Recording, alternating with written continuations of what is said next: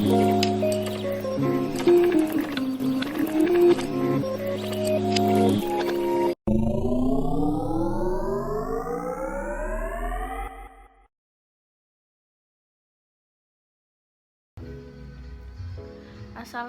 warahmatullahi wabarakatuh. Bertemu lagi bersama saya Nur Fajrina.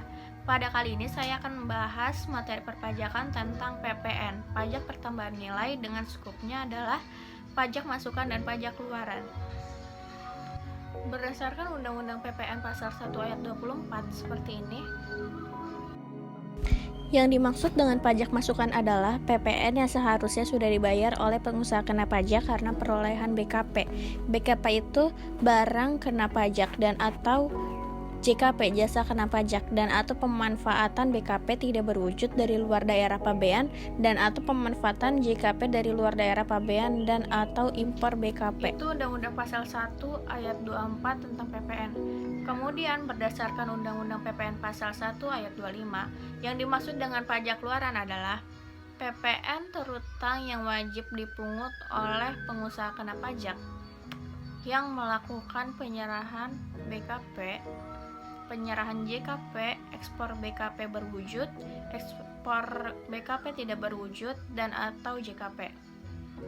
Nah, inilah undang-undang atau dasar dari PPN untuk pajak masukan dan pajak keluaran. Kemudian ada juga Undang-Undang PPN Pasal 9 Ayat 2 menyatakan bahwa pajak masukan dalam suatu masa pajak dikreditkan dengan pajak keluaran dalam masa pajak yang sama. Yang namanya pajak masukan dalam suatu masa pajak dikreditkan dengan pajak keluaran dalam masa pajak yang sama. Jadi bisa dikreditkan lah bahasanya. Bisa dilimpahkan ke bulan selanjutnya. Seperti itu jika ada kelebihan atau kekurangan. Nah, kemudian Undang-Undang PPN Pasal 9 Ayat 2B seperti di layar menyatakan bahwa pajak masukan yang dikreditkan harus menggunakan faktur pajak yang memenuhi persyaratan sebagaimana dimaksud dalam Undang-Undang PPN Pasal 13 Ayat 5 dan Ayat 9. Silakan dicek Undang-Undang PPN Pasal 13 Ayat 5 dan Ayat 9 seperti apa faktur pajak tersebut. Nah, kemudian ada Undang-Undang PPN Pasal 9 Ayat 3 menyatakan bahwa apabila dalam suatu masa pajak keluaran lebih besar atau kita singkat PK, pajak keluaran, lebih besar daripada pajak masukan, maka selisihnya merupakan pajak pertambahan nilai atau PPN yang harus disetor oleh pengusaha kena pajak. Jadi, kalau pajak keluarannya lebih besar dari pajak masukan, maka selisihnya harus disetor oleh pengusaha kena pajak. Kemudian, dalam Undang-Undang PPN Pasal 9 Ayat 4 menyatakan bahwa apabila dalam suatu masa pajak itu dalam setahun lah ya, pajak masukan yang dapat dikreditkan lebih besar daripada pajak keluaran, maka selisihnya merupakan kelebihan pajak yang dikompensasikan ke masa pajak berikutnya. Bukan dikembalikan ya, tapi dikompensasikan ke masa pajak berikutnya. Karena pasti di masa pajak berikutnya kena pajak lagi. Jadi dikompensasikan ke masa pajak berikutnya. Ingat bahwa jika PM atau pajak masukan lebih besar dari pajak keluaran PK, maka pajak dinyatakan lebih bayar. Nah, jika PM atau pajak masukan lebih kecil dari PK pajak keluaran, maka dinyatakan pajak kurang bayar. Oke, langsung aja kita ke contoh berikut. PT Mikita Cookies telah dikukuhkan sebagai PKP, pengusaha kena pajak. Dan berikut ini informasi berkaitan dengan PM, pajak masukan yang telah dibayar, dan PK, pajak keluaran yang dipungut selama 1 semester, berarti 6 bulan ya, dari mulai Januari sampai Juni. Di bulan Januari diperoleh, ini tahun 2014 ya, pajak yang telah dibayar saat perolehan BKP sebesar 6 juta. Kemudian pajak keluaran yang telah dipungut sebesar 3 juta, itu bulan Januari. Kemudian di bulan Februari, pajak yang telah dibayar saat perolehan BKP adalah 6 juta. Namun pajak keluaran yang telah dipungut 7 juta. Di bulan Maret 2014, pajak yang telah dibayar saat perolehan BKP adalah 6 juta. Namun pajak keluaran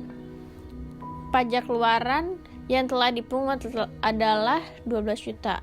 Di bulan April, pajak yang telah dibayar saat perolehan BKP 5.500.000. Namun pajak keluaran yang telah dipungut Rp0. Begitu pula di bulan Mei 2014, pajak keluaran yang telah dipungut Rp0 juga. Di bulan Juni 2014, pajak yang telah dibayar saat perolehan BKP adalah Rp0. Nah, berdasarkan informasi tersebut, coba kita hitung besarnya pajak lebih bayar atau pajak kurang bayar PT Mikita Cookies pada bulan Januari hingga bulan Juni 2014. Inilah jawabannya. Jadi, di bulan Januari, pajak keluarannya kan 3 juta. Nah, pajak masukannya 6 juta. Karena pajak masukan lebih besar daripada pajak keluaran, maka dinyatakan PPN lebih bayar. Berapa? 3 juta. Kita bikin tanda kurung ya. Kalau tanda kurung itu maksudnya minus. Nah, bulan Februari, pajak keluaran itu 7 juta, lalu pajak masukannya 6 juta. Kita tuliskan PPN kurang bayar. Kenapa kurang bayar? Karena pajak keluarannya lebih besar dibanding pajak masukannya. Jadi 7 juta dikurang 6 juta sama dengan 1 juta. Karena ada kompensasi PPN lebih bayar di bulan Januari 2014 sebesar 3 juta, maka dinyatakan PPN lebih bayar di bulan Februari sebesar 2 juta. Jadi 1 juta itu diakumulasikan dengan 3 juta sama dengan 2 juta. Nah, begitu pula di bulan Maret seperti itu, sampai bulan April seperti itu juga. Jadi kalau misalkan pajak masukan lebih besar dari pajak keluaran, maka PPN lebih bayar. Namun jika pajak keluarannya lebih besar daripada pajak masukan, maka PPN kurang bayar. Mudah ya, dan jika ada kelebihan atau kekurangan, maka dikompensasikan untuk PPN di bulan selanjutnya, seperti jawaban yang ini di bulan Maret dan April. Begitu pula di bulan Mei dan bulan Juni. Sama, persis sama, tinggal kita analisa saja apakah ini lebih bayar atau kurang bayar, dan berapa kompensasi PPN lebih bayarnya di bulan sebelumnya. Ada tidak kompensasi PPN lebih bayarnya? Jika ada kompensasi PPN lebih bayar di bulan sebelumnya, kita berikan di bulan selanjutnya. Begitu, hingga di bulan Juni terakhir muncullah PPN lebih bayar sebesar 5.760.000. Masukan pajak keluaran dalam PPN. Seperti itu yang bisa saya sampaikan terkait pajak pertambahan nilai dalam hal pajak masukan dan pajak keluaran pengkreditannya. Apabila ada salah-salah kata, mohon dimaafkan ya. Wassalamualaikum warahmatullahi wabarakatuh. Jangan lupa like, comment, subscribe, and share. See you next time.